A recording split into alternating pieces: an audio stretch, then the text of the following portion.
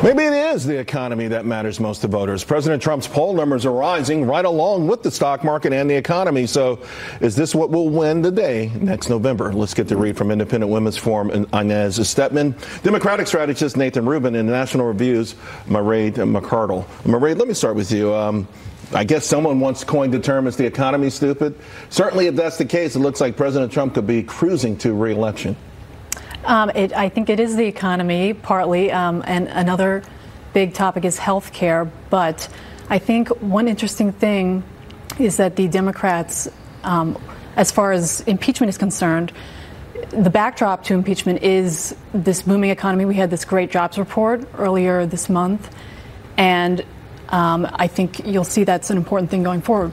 Yeah, there's no doubt about that, Nathan. I mean, listen, I remember back when the Democrats were pushing through Obamacare under President Obama. Yep. Quite a few of them fell on their political swords, and it feels like there's maybe some already have done that in the House, and you wonder how many people in the Senate have the appetite for that. Certainly, it doesn't look like Doug Jones does.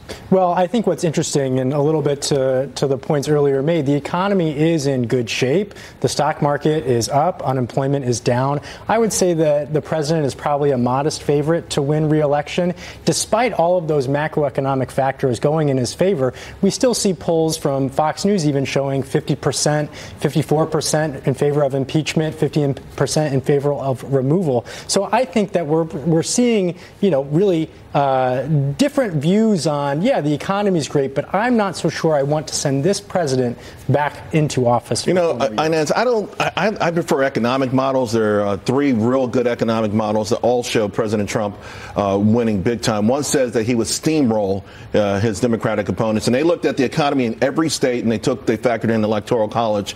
It's just hard for me to imagine that those blue-collar workers that voted twice for President Obama, then gave their vote to President Trump, leaving him. At this point, if this holds up, I can't imagine him leaving.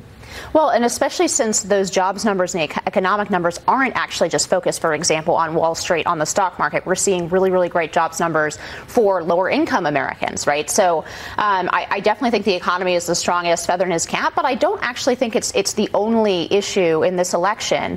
I actually disagree with the analysis. We're at each other's throats, even though this is a fantastic economy, right? We're so culturally divided as Americans that even this great booming economy isn't papering over those divides. So I still see this as a big, tough election, a fight, but I do agree. I think President Trump, looking right now, and anything could happen in the next year, but looking right now, it seems like he's sitting pretty. Well, and Charles, if I could jump in there as well, just because the stock market is up and unemployment is down, we still have tens of millions of Americans that can't afford a $400 emergency. So even though these macroeconomic indicators are great on a micro level, the micro is doing well too, but to your point, out of 300 million people, they're going to be millions. In fact, when Obama left office, there was 26 million without health insurance, and yet you've got Democrats who are saying that should be the thing we run on. So the numbers are always going to be in the millions, but enough to win the election.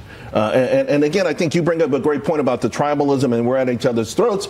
I don't think that next year is going to be that election where some sort of uniter comes out of the Democratic Party, and that's what this will be all about. Well, as I was saying before, health care is another.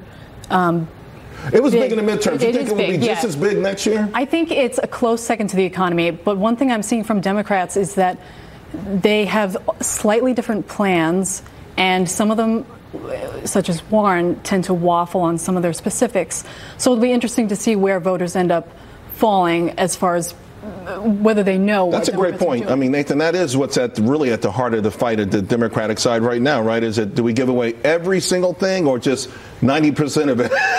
Well, to your point. Listen, you see what happened with Warren's numbers when she had to actually put out the numbers. I fear that we are going through a primary process where, to your point, it will be hard to bring that coalition back together on the other side. We have people that are all for Bernie Sanders, Medicare for all. You have people who are for Joe Biden improving the Affordable Care Act. Elizabeth Warren and Mayor Pete are in this in-between of let's start with a public option and glide into Medicare for all. In the people who support Bernie Sanders, I don't necessarily see them coalescing behind someone like Joe Biden if he does become the nominee. Last time President Trump peeled off a lot of those Bernie bros, if you will. You bring up tribalism, and that sort of gets to the soft underbelly of America right now. Classism, the issues of race and things like that.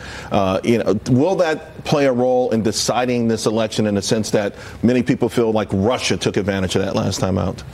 Look, the KGB has a long history, and now, of course, not the KGB anymore, the FSB, but a long history of pushing on exactly the points, the fault lines in American society that are real fault lines, right? And I don't think that their interference in terms of Facebook ads and stuff did much at all of anything. But the fact is that we do have these really deep cultural divides. And I think it goes to the fact that the president consistently has his 40 to 45% support, basically no matter what he does, because people feel pushed against the wall. They feel like they're playing for all the political marbles because of where the left is, because of where the Democratic Party has gone. People are willing to overlook things that in the past, even 10, 20 years ago, they wouldn't overlook in a candidate. But that's going to be our politics. I don't see a way out, at least in the immediate future. I hope that in the long-term future, Americans will find a way to come together, but I don't see a way of that.